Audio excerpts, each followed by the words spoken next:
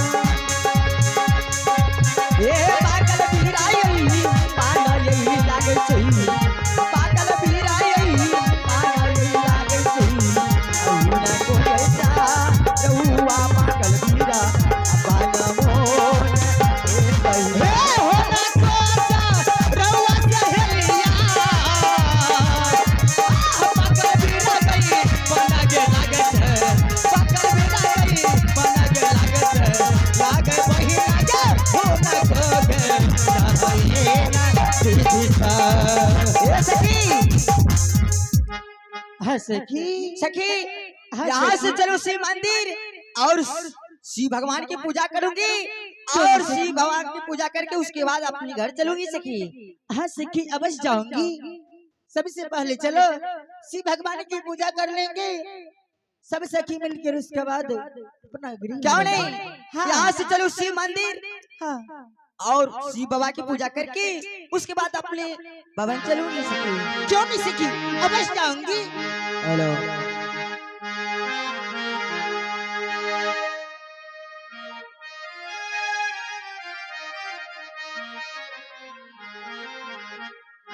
ये चल बाचा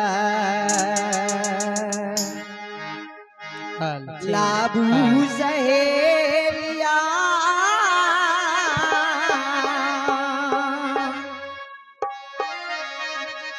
शिव मान धीराय चालूना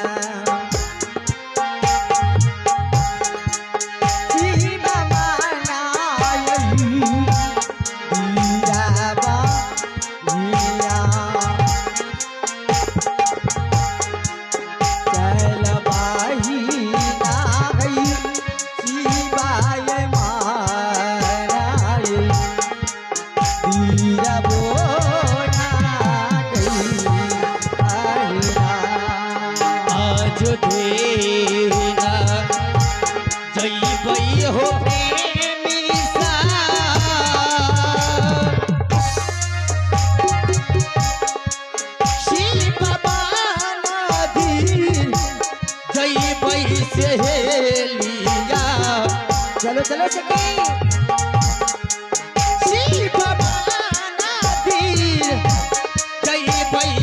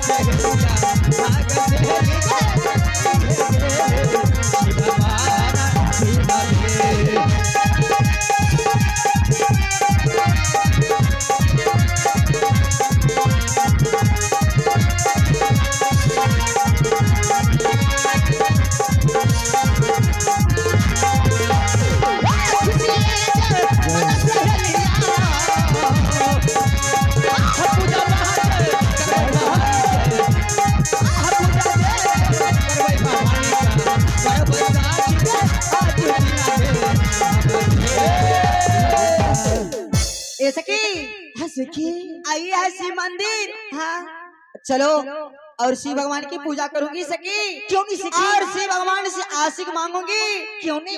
वरदान मांगूंगी, उसके बाद चलूंगी अपनी घर की बाहर। हाँ सखी अवश्य जाऊंगी। चलो ठीक है चलो सखी। हेलो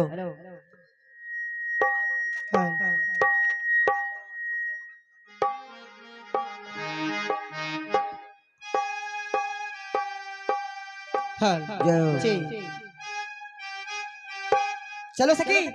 क्यों नहीं सखी? चलो सखी। चलो अपने अपनी माल चलो सखी। आहो आज तेरा यही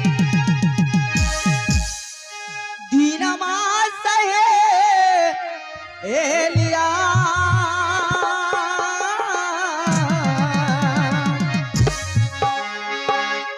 ए रागत यही माँ आला यही चलू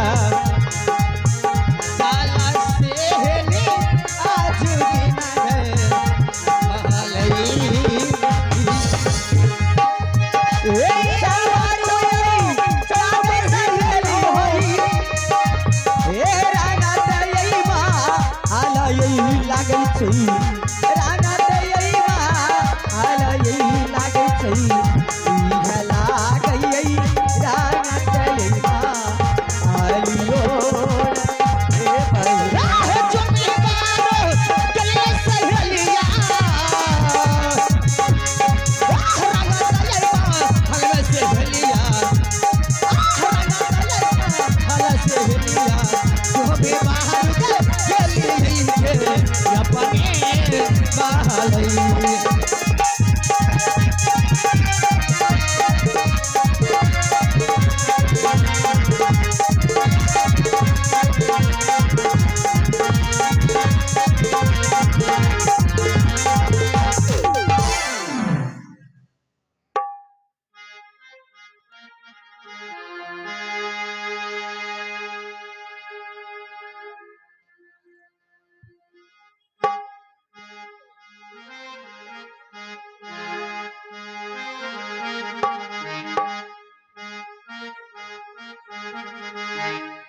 हेलो